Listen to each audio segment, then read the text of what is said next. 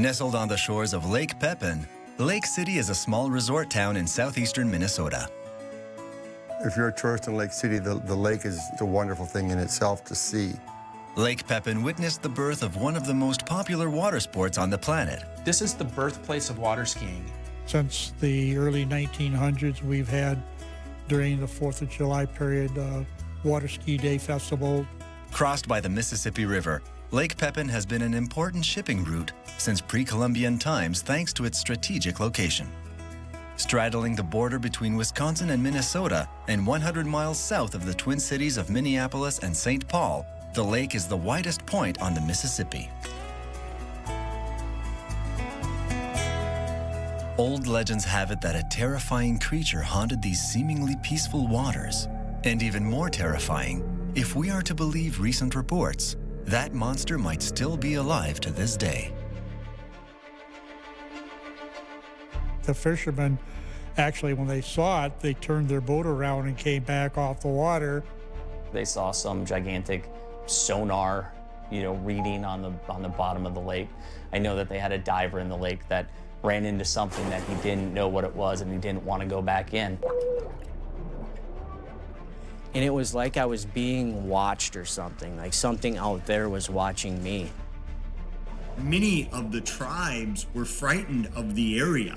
They were talking about a creature between the size of an elephant and a rhinoceros. They were talking of a giant 40-foot snake-like serpent. My sister had fallen off of the water skis. She was afraid.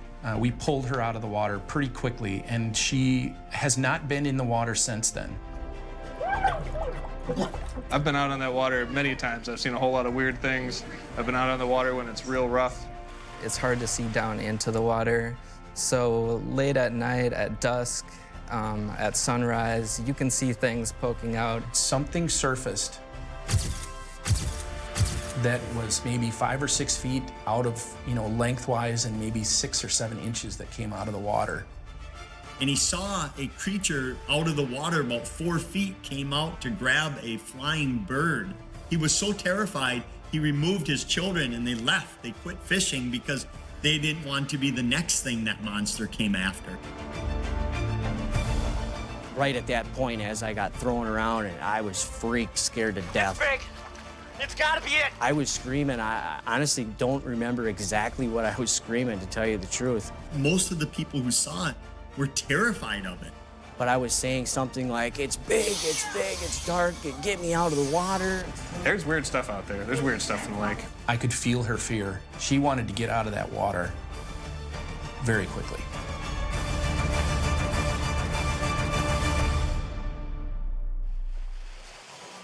Out of these disturbing testimonies, a name emerges: Pepe. Well, Pepe has a long history dating back to at least the 1600s with the first Native Americans here.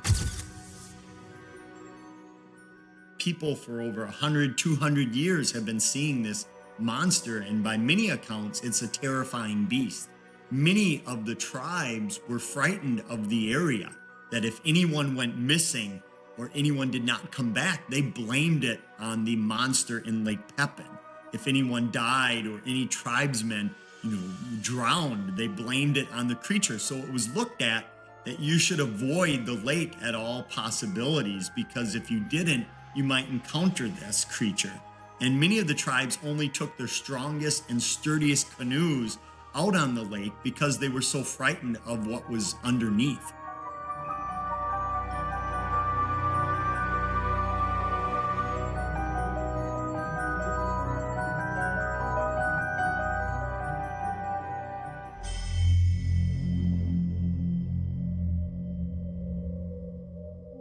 Explorers would always bring a Jesuit priest with them because that was who could read and write back then in the 1600s, 1700s. The average person, and even royalty, couldn't read or write, so they would send clergy along to document the trip. They were on Lake Pepin. At the time, Lake Pepin was already found and already named, so they knew about Lake Pepin. And the notation says, we were on Lake Pepin today, saw a large creature swimming on the lake, We don't know what it was.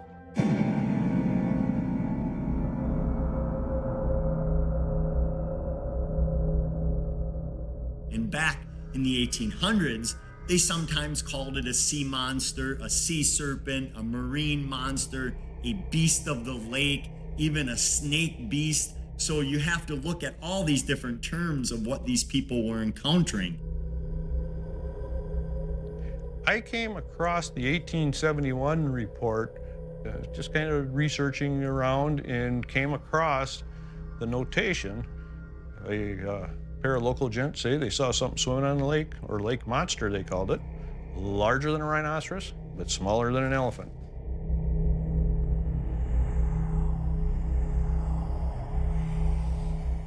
What's interesting about Lake Pepin and the Pepe monster is that it wasn't unusual in the 1800s.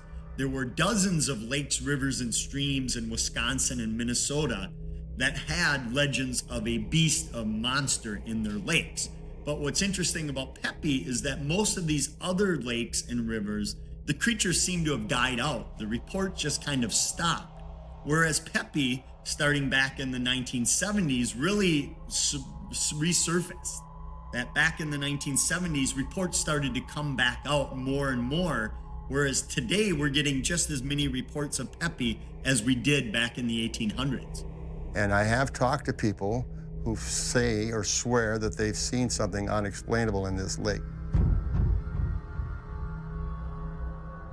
In fact, many of the old clammers back at the turn of the century referred to incidents that took place in the lake that were just unexplainable. Huge body motions in the lake, and water movement in the lake that couldn't have happened by any normal means. We get a lot of questions about Pepe. Pepe is quite a tale. My husband actually saw Pepe and took a picture of Pepe. Since the first sighting of a strange creature in Lake Pepin in 1871, nearly 1,900 reports have been made. So many strange encounters that up to now have gone unexplained. 200 years before the CU ceded their land to the U.S. government, fur traders discovered the majestic beauty of the Lake City region. The name Pepin was given to the lake in memory of Jean and Pierre Pepin, two brothers who set up a trading post there in the late 17th century. The archives of this period mention mysterious apparitions. We are in Lake City, Minnesota.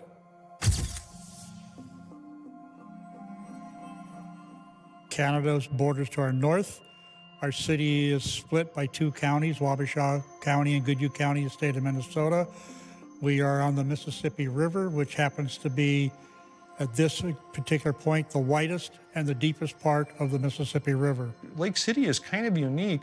We have about 7 miles of public shoreline on the lake where it's open to the public, where you can go and stand there, fish, wade, swim, do whatever you want, and or just sit and enjoy the scenery at the water's edge.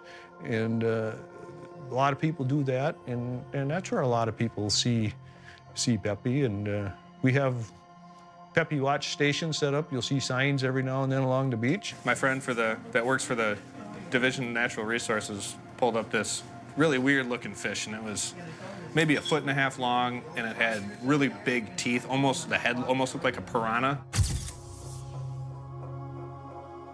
He knew what it was, but he did say that it was a prehistoric fish. And when he gutted it and cleaned it out, it still moved for a couple of hours after he had done the evisceration and everything. In fact, Lake Pepin is home to fish of incredible shapes and sizes, which has led some to speculate that Pepe could be a surviving member of a species long considered extinct. What I find interesting about Pepe, the description of Pepe, is it varies widely. That there are some accounts of it that make it seem more though it's an old dinosaur, the plesiosaur, the long neck, like you'd consider the Loch Ness Monster.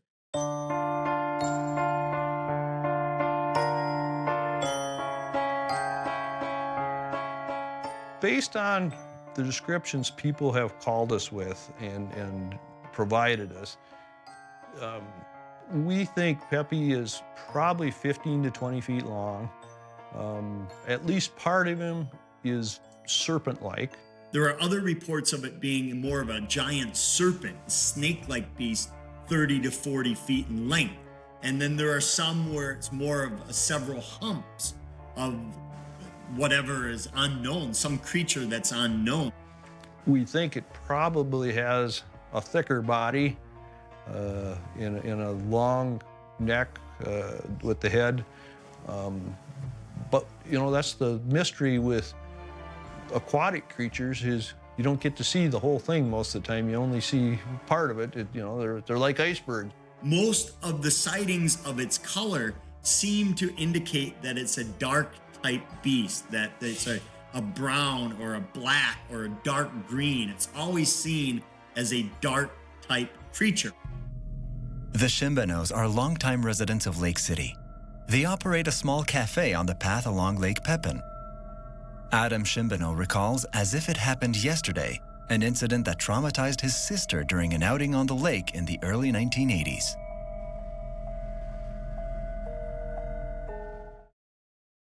We were about 15 or 16 years old. We were out water skiing just north of town, and my sister had fallen off of the water skis.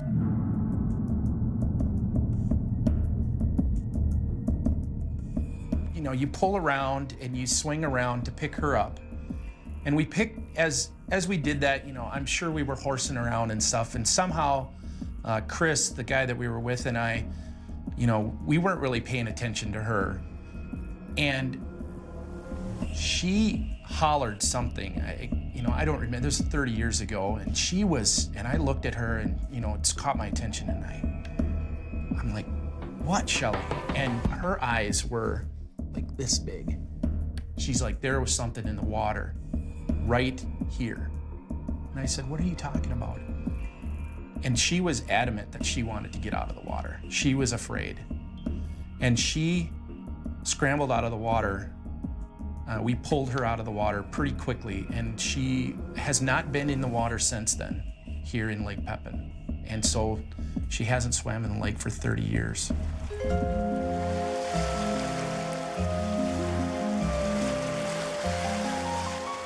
What we've learned is people that are in the water and they have what's called a close encounter with Pepe.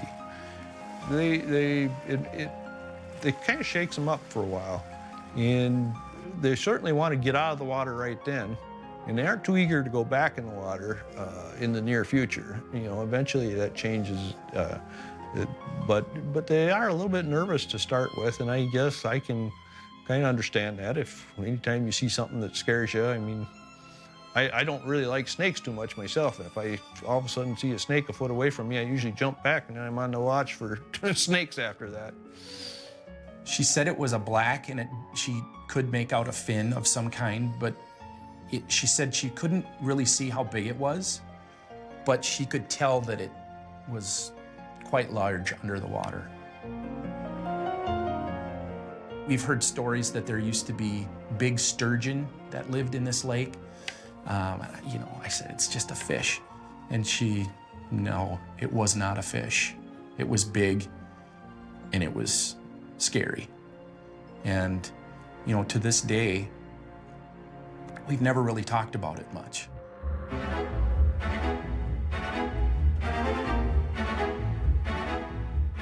Larry Nielsen is a businessman active in the Lake City community. A few years ago, he came across ancient manuscripts describing strange sightings on Lake Pepin and was so intrigued that he decided to investigate himself. He is now captain of the Pearl of the Lake, a replica of a 19th century paddle wheel boat that scours the lake in search of Pepe. Larry Nielsen really brought Pepe back.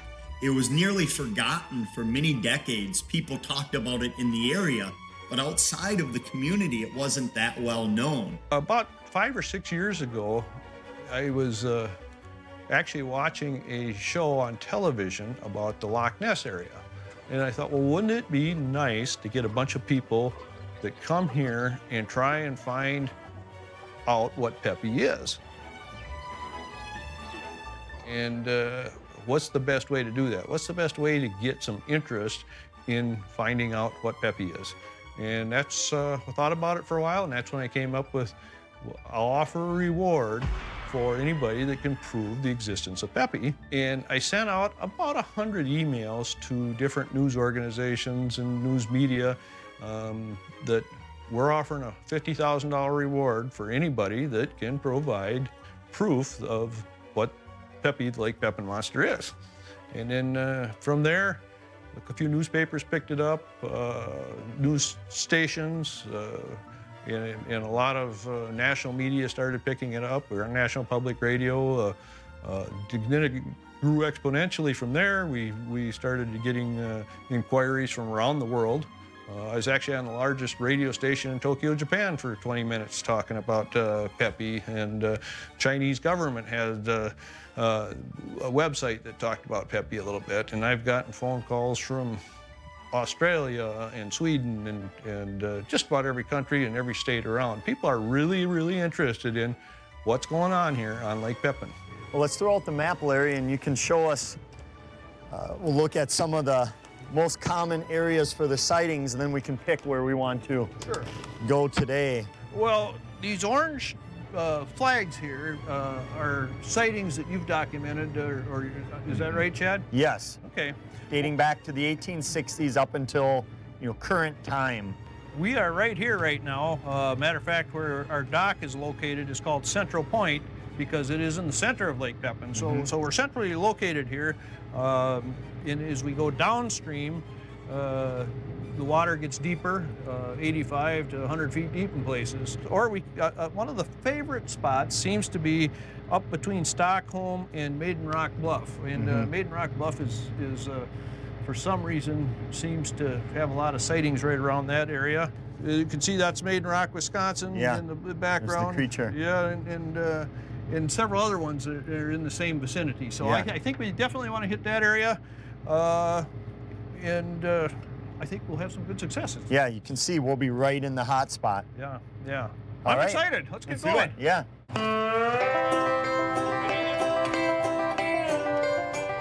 Our boat, it's a 129-passenger paddle wheel boat. It's an authentic paddle wheel boat. It doesn't have any propellers or thrusters. It's just the paddles is what makes it go through the water. We do some Pepe tours on the boat, or we take them out, specifically we call them Pepe Watch tours. We show them the historic areas, the scenic areas, and we talk about Pepe, and we talk about the reward, and tell them, so everybody keep your cameras ready, because not only are you gonna get shots of all this great scenery, but you might just make yourself 50,000 bucks. We're coming up right here to Marina Point, which is where the Lake City Marina is. It's the largest marina on the Mississippi River. And we'll go around that point, go downstream a little bit, and then we're going to cross the lake and head upstream along the Wisconsin shore towards Maiden Rock and see if we can't find Pepe.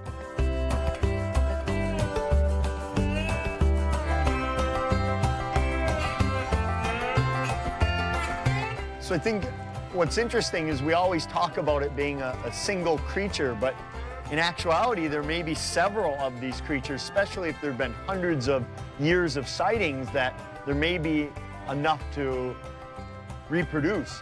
I've always felt like there has to be a pod or several creatures because I just don't see, the sightings go back hundreds of years, and I don't see how any one creature could be alive that long. Yes. So I think there's a small community of them, and probably they're fairly large, so just the size of them probably keeps the number in the community down to a certain degree, because we aren't the ocean with unlimited depth and places to go. So I think you're right. I think there's got to be more than one.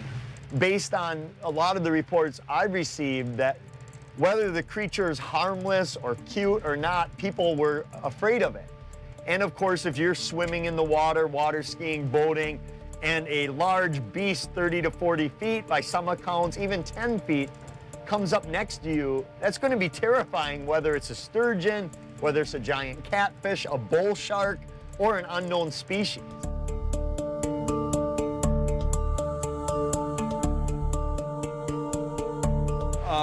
We know that there is no reports of it ever hurting anybody, taking a bite out of somebody's leg, or other than we have a report that you found from some people down by Alma, where a creature jumped out of the water about 4 feet and snatched a bird out of the air. And that's really the only sighting we have where it's actually feeding on anything. Yeah, I had traveled the world searching for these monsters and legends, and I'd never heard of a reward being offered for their capture. So that's really what intrigued me right away. Not necessarily the reward itself, but the mystery surrounding it. It gave it that strength to it, that not only were there reports of it, but somebody was putting up a reward to find the truth behind it. Well, you know, I hear from several different people that have had expeditions that they're interested in the reward, but I don't think that is their main impetus. I think they have a desire to solve mysteries. Yes. And if they get a reward for doing it, that's just icing on the cake. But yes. What they really want is, here's a mystery. It's documented for hundreds of years. Mm-hmm. It's unsolved. Let's solve this mystery. Yes. Everybody wants to solve a mystery. In 2009, Heidi Fryer, a filmmaker from Wisconsin, led a self-funded expedition to document the existence of Pepe and perhaps win the $50,000 reward. On their very first outing, the team had a disturbing encounter. The detailed account of what happened that day has become a part of Lake Pepin lore. It was that summer, summer of 2008, I believe, that I saw an article on the front page of the St. Paul Pioneer Press newspaper talking about Pepe and the $50,000 reward being offered for proof of Pepe's existence. Well, one of the people on the expedition was a scuba diver, and he was planning to go down and see what he could see underwater. Corey was a little reluctant to dive in Lake Pepin. And I had told myself a long time ago I would never do it. I ended up getting over the fear of going into the dark, murky water of the Mississippi, something that I had been scared to do since as a kid. We went out on the river. From the time we left the boat landing, we were only on the boat or on the water for about 5 minutes. Our sonar reader was seeing something unusual on the graph. I've never seen anything that big on a graph. Well, it's 2 feet. It's 2 feet every foot. So it was down it's 36 feet. So we were seeing a 50-foot cone at that depth. It's still scary. That's 50 feet. I've never in what 10, 15 years of using this graph, I've never seen anything close to that. Because it was about 25 feet. We were in 36 feet of water. It was 25 feet down. I'm thinking that, and it took up about 2/3 of the screen. So that it's got to be Huge. yeah, Big. At that time, I put my scuba gear on and worked up the nerve, did a back flip over into the water.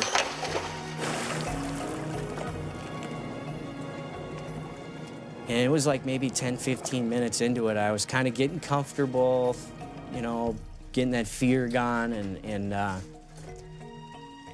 right at the end there, everything just kind of went quiet.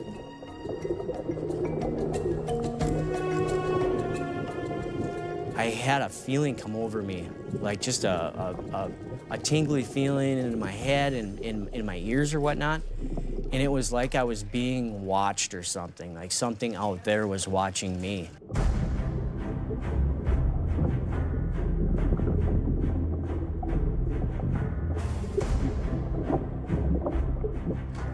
And right about that time, I seen something real close to me in black in color, kind of looked smooth. I never touched it, nor did I don't believe it touched me. I didn't see any kind of fins or head or anything like that. But as quick as I seen it, all of a sudden it moved, and I seen it like move and left. And it kind of threw me around like a whirlpool or a wave that was, you know, straight up and down. And right at that point, as I got thrown around, and I was freaked. I see it. It's big. Took off to the surface, seen where the boat was. My regulator flew out of my mouth. It's gotta be it. It's booked. When Corey came out of the water, I was worried about him. Oh, get me out of this water. It's big. I bumped into it. He was obviously terrified, and we didn't know what had happened.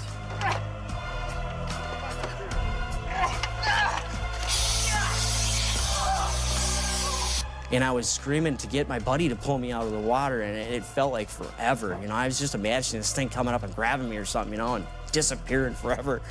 And he finally got me up over into the boat. I was completely exhausted. You know, they had kind of asked me if I was all right. I said I was all right, but it just kind of ended right there as far as my experience of that. The experience could not be filmed as severely reduced visibility prevented the underwater camera from taking pictures at a depth greater than 1 meter. But the filmmaker, who is still trying to understand what the sonar captured that day, intends to continue her documentary project.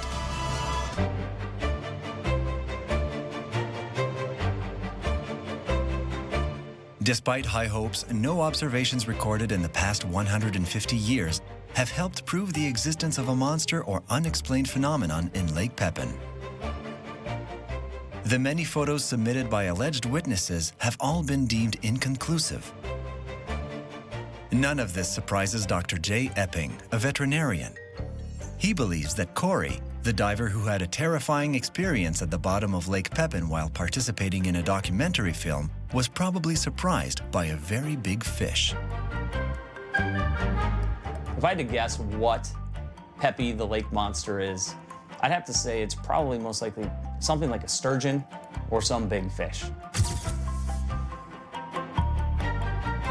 A lot of people are going to be out on the water and see sturgeon, which can get 7 feet long, up to 200 pounds. They see they see a big fish like that cresting over the water. They're going to say, "Oh my God, what is that thing?" It's probably a fish. There's usually always an explanation, and it's not a monster. Whether it be a log, whether it be waves rolling over something, or an optical illusion, it could be that. But the most likely thing it would be, my guess would be, it would be a sturgeon. Lake Pepin probably has about 50 or 60 different species of actually fish in there, let alone all the avian species that are flying through with ducks and geese, swans. But for the majority of it, there's a huge abundance of aquatic wildlife in Lake Pepin. And to go back a little further, when we were first viewing that image on the sonar, our depth finder, you can judge approximate size by the blips, we call them, on those sonar. Well, this particular image that we seen on there, we were guessing anywhere from 6 to 8 feet wide and 26, 27 or so feet to roughly 35 feet long. It's huge. And I honestly believe that I had an encounter with the Pepe monster. We know that there's huge, huge fish in the lake. There's been reported to be fish in the lake over 100 pounds, catfish over 100 pounds. And this could be perhaps cause for some confusion, that perhaps the Pepe is just a huge fish. There have been sturgeon that have been taken out of the lake. There have been bull sharks that have been found in the lake. So we have all these species of animal and fish in the lake that maybe they're seeing that. Maybe people are misidentifying these creatures. And if you are swimming and a 10-foot, 120-pound sturgeon brushes by you, it's going to seem like a sea serpent to you.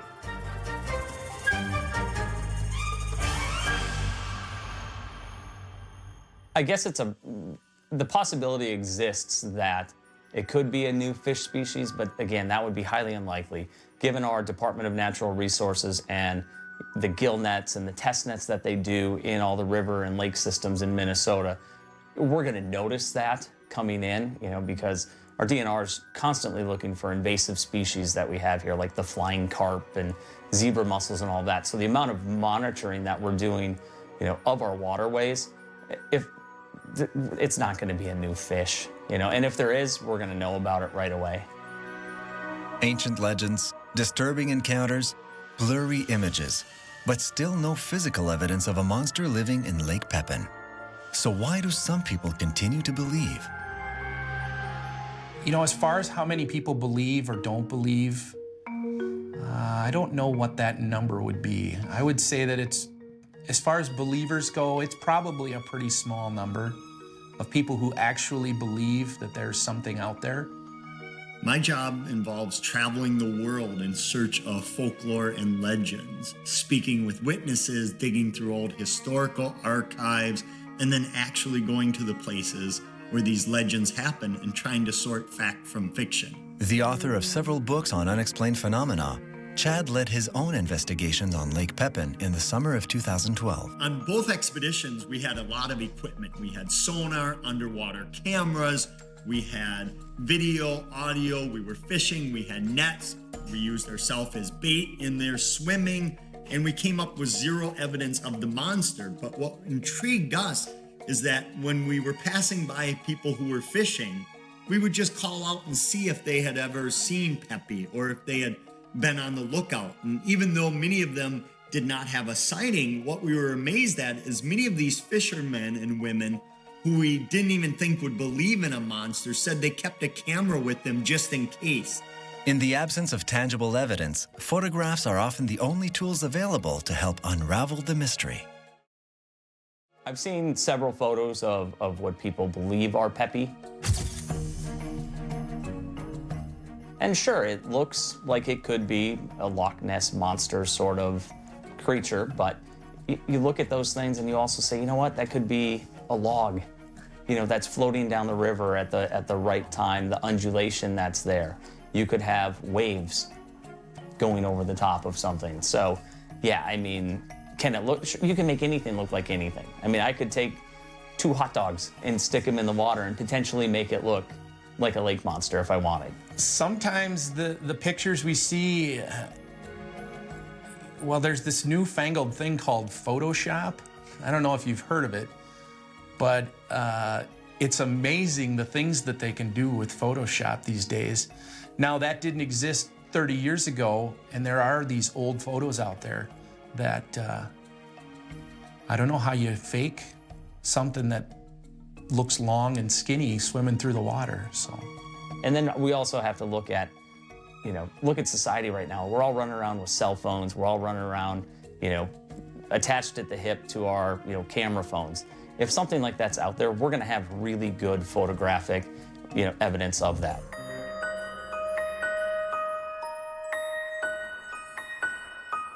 Larry has developed a website for people to share their experiences and encounters with Pepe. The problem, according to some, is that the site also serves as a tool to promote tourism on Lake Pepin. Before the reward, there wasn't a repository for people to say, I have a sighting. You'd see something out on lake and there wasn't anything that you could do with it.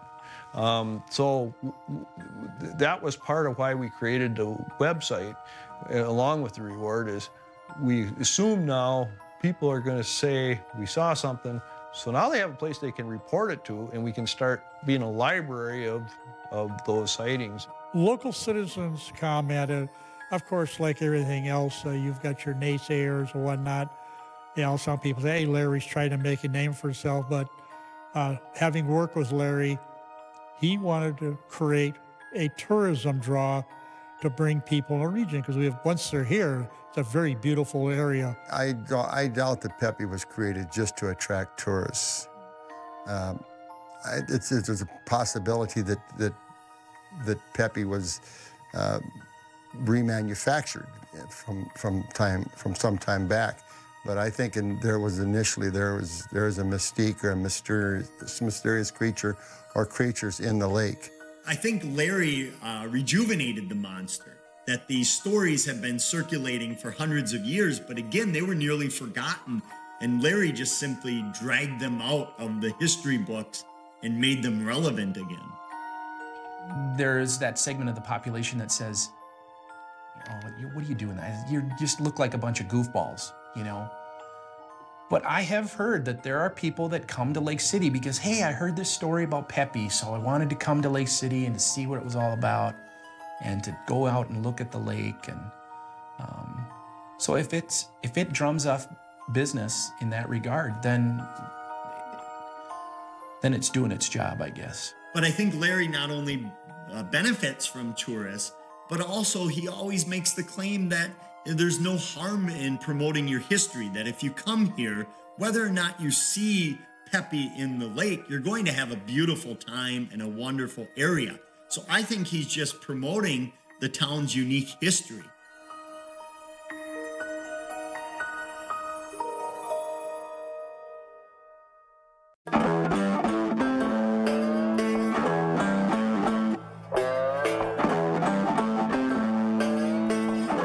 The Red Wing Brewery is a popular bar in a neighboring town of Lake City called Red Wing, also located on Lake Pepin. Its Pepe Porter, a dark beer with mysterious aromas, references the notorious legend of the lake monster.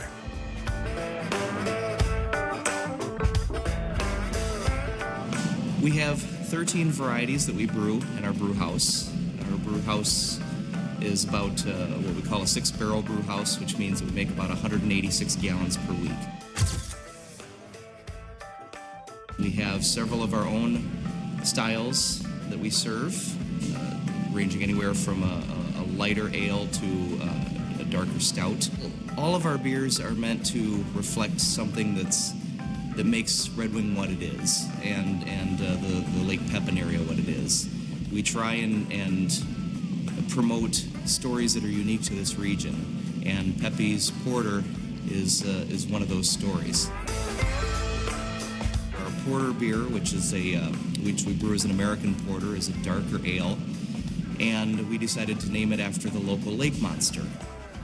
And there has been lore about Pepe the lake monster as long as anyone can remember. So there are newspaper clippings that you'll find from across the years, tales that have been told and passed down about Pepe the lake monster.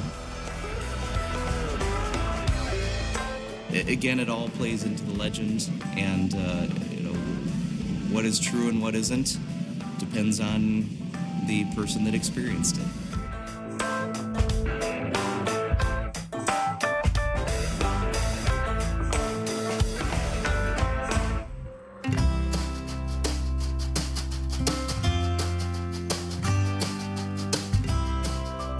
As is the case for the vast majority of freshwater mythical monsters, the existence of Pepe has not been proven. But that hasn't stopped residents of Lake City from bringing Pepe to life outside of the lake. Yes, well, Lake City, they promote it as a fun creature, the postcards and all the memorabilia. Pepe is a fun monster for most people in the community. The children in the community look for Pepe and laugh and giggle and talk about Pepe. Today, we portray him as a child-friendly monster. We tell children he's shy. That's why you never see him, because he's shy.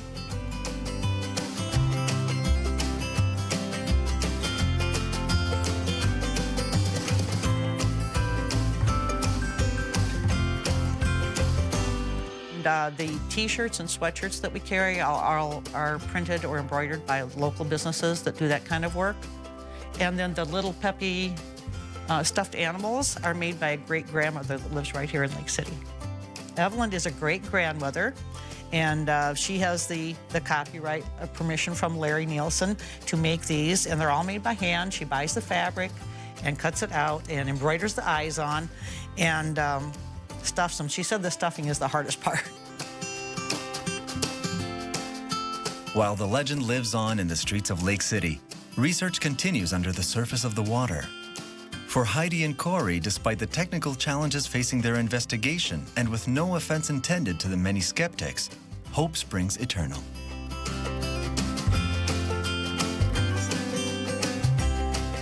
After the expedition, I filmed some follow-up interviews with some of the other crew members, and the project is still in the works. I had to put it on the back burner for a while due to some other projects that came up. I believe that, my belief is that that fish or mammal in particular is a solo all by itself, my belief.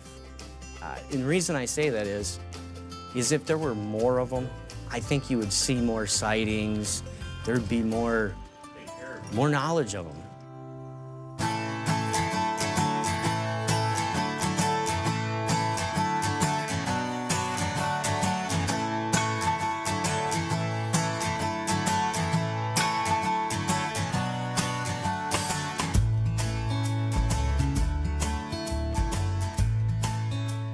With the advent of Pepe, it put Lake City on a map. We became, instead of a local attraction, we became a national and international attraction. Because according to Mr. Nielsen, he does get visitors from various countries in Europe and from Asia that specifically come to this lake to find Pepe. Whenever there's a sighting of something like Pepe the lake monster, there's always a boom to any locality where that is, and that's great for the town. Do I think it's likely that there actually is a monster out there that exists? I don't think it's likely, but you know what? No one can say for certain because no one has found this thing washed up on shore. No one has had it, come up and take a breadcrumb out of your hand. And I'm certain there are people out there that truly believe they saw this, and if that's what they believe, great. And if other people want to come and take the chance, in Lake City to try to see if they can find Pepe, great. Good for everyone involved. We know for a fact that people come to town just to see or hope for an opportunity or possibility to see the monster, Pepe. I believe, overall, I'd say the community is embracing Pepe as our mascot. I think people, when we started talking about Pepe and our Tourism Bureau offered the reward, it reminded people that Lake Pepin is a beautiful place to come and visit and that we were here. So it gave our town and our lake and our whole area some publicity.